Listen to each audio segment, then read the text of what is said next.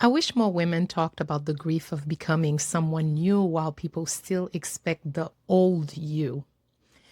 Because everybody loves growth when it sounds inspiring, when it is pretty, when it fits a caption on social media, when it sounds like confidence and boundaries and a better morning routine.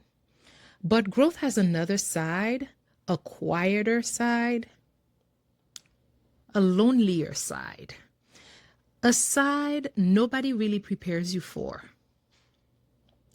The side where your identity it changes before all your relationships do, or most of your relationships do. And the side where you start telling more truth, needing different things, carrying yourself differently, and the people around you are still talking to the old version of you. They still expect the easy you, the available you, the over explaining you, the always understanding you, the you that knew how to make everybody comfortable, even when you were quietly abandoning yourself. And when you stop being her, it can feel like love gets weird, conversations get weird, rooms that you were used to, all of a sudden, they get weird. And expectations also get weird.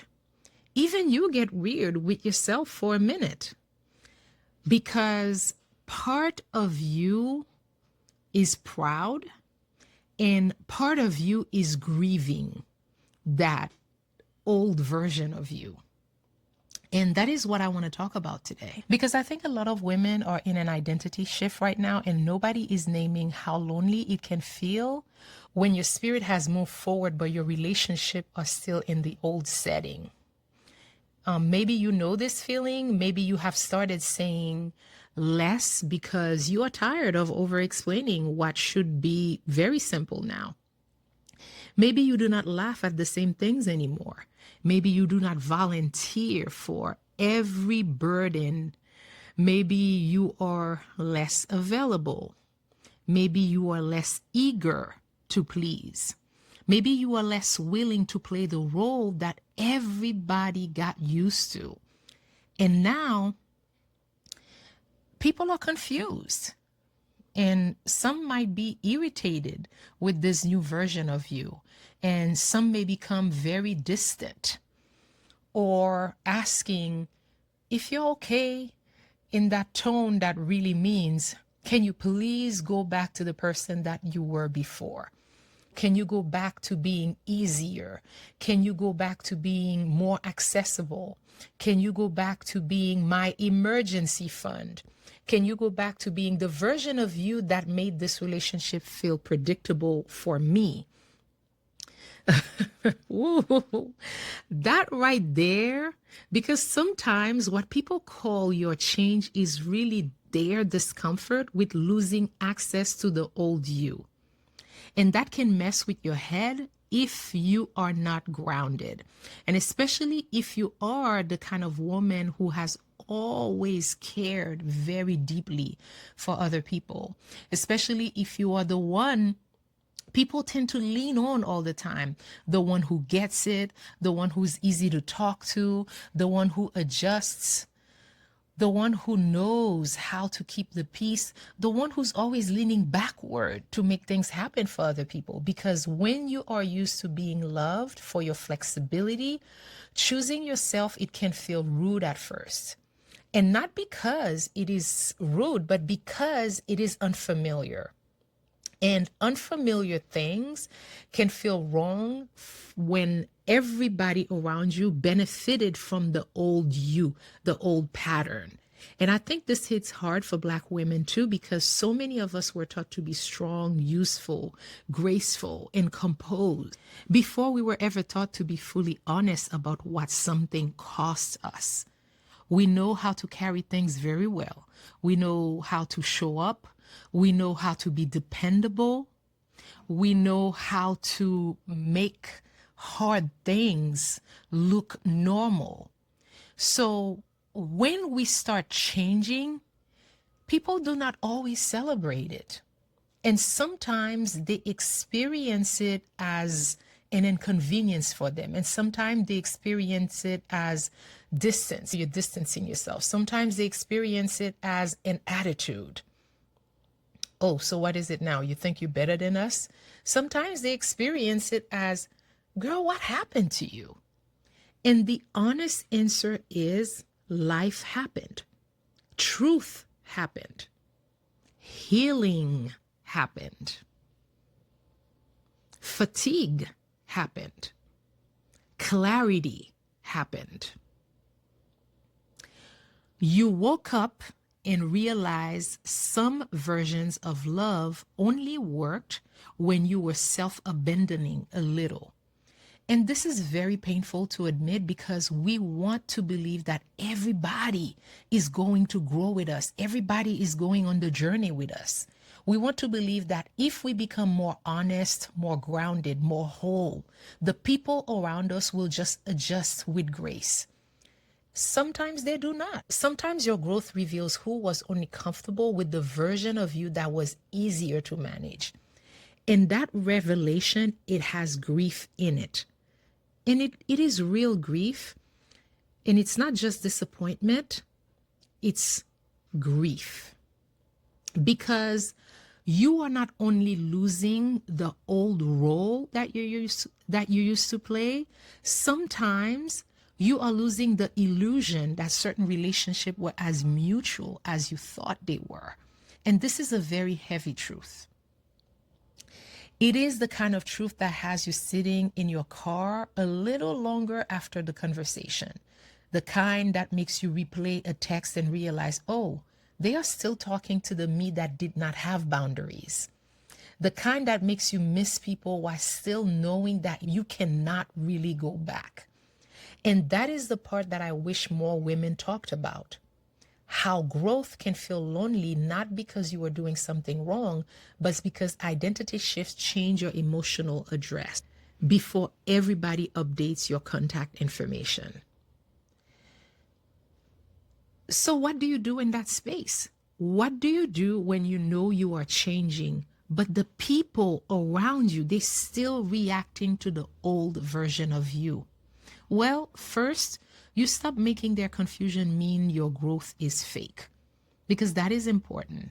Because a lot of women get one awkward response, one guilt trip, one little energy shift, and suddenly they start questioning the whole transformation. Maybe I'm doing too much. Maybe I'm being cold. Maybe I have changed too much. Maybe I should explain myself better. They would probably understand. Now, sometimes a conversation is needed. Sometimes repair is possible. Sometimes people really need time. But not every uncomfortable reaction deserves your self-betrayal as a response. The second thing you can do, you have to let grief be part of growth instead of acting like sadness means that you made the wrong choice. You can miss the old closeness and still know that the old version of that closeness, it was costing you.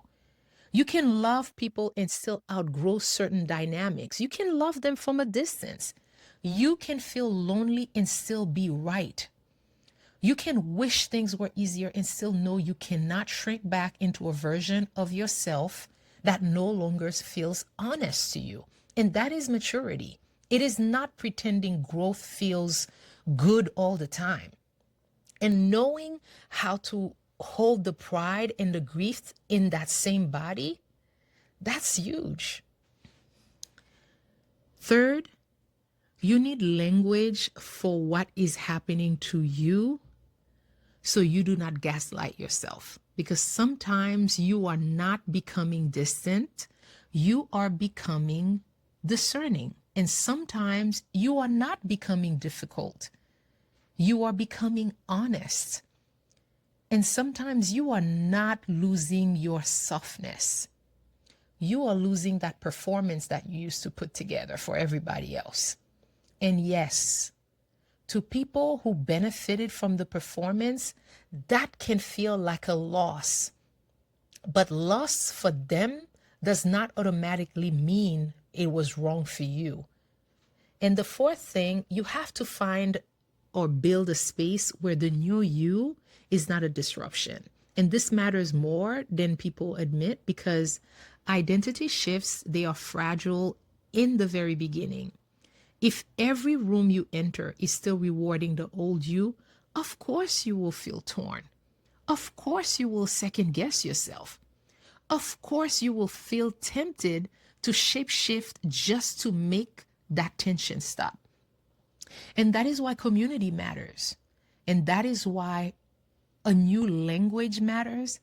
That is why being seen accurately matters, because sometimes you do not need more discipline.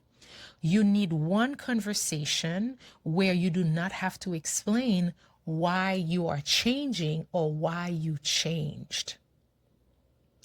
Because the truth is, growth is not just gaining something. Sometimes it is losing access to the version of yourself that made certain relationships very easy for them, but not for you. And sometimes it is realizing that becoming more whole, it changes the emotional contracts you once had with other people. And sometimes it is feeling proud of your boundaries and sad about what they reveal at the same time. And that does not mean that you're unstable. It does not mean that you are backsliding. It certainly does not mean that you are ungrateful for those relationships. It means that your identity is shifting, and shifts, they have consequences, real ones. They have relational consequences too. They have emotional consequences, and sometimes lonely consequences. But lonely does not always mean wrong. Sometimes lonely is what it feels like when your soul gets somewhere before your circle does. Sometimes lonely is just the space between who you were and who your life is learning to make room for now. And I think more women, they need permission to stop rushing that space and stop trying to make everybody comfortable immediately. Stop trying to transfer your growth into something easier for everybody else to digest. Stop reading every awkward reaction as proof that you should return to being smaller, softer, easier, and more available than the truth allows. Because the version of you that is emerging deserves a real chance to live. And it's not just on paper.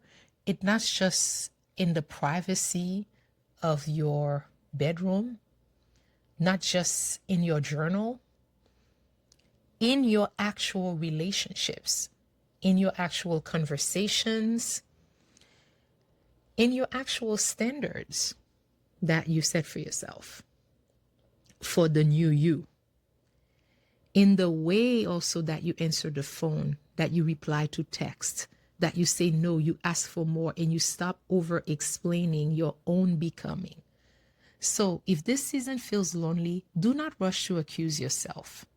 Ask better questions. What part of me is changing? Who in my life still expects the old me? What grief is here? What grief am I feeling? What truth am I living right now? And what kind of relationships that can actually meet the woman I am becoming now? Because that is the deeper invitation, not just to growth, but to let your relationship catch up to the truth of who you are becoming. And if some of them cannot, that will hurt. You're human. But it will also clarify a lot of things for you. And clarity, even when it can be painful, it's still a gift. And especially for women who have spent too much of their lives confusing being needed with being known. So yes, Growth can feel lonely when your identity changes before your relationships do. But lonely is not the end of your story. Sometimes lonely is just the honest middle. And it is the place where the old you no longer fits and the right people are still learning how to love the new you well. I'm Webley. I am 50 years old and I am in a place, the messy middle, where people are learning to love the new me well. I'll see you tomorrow.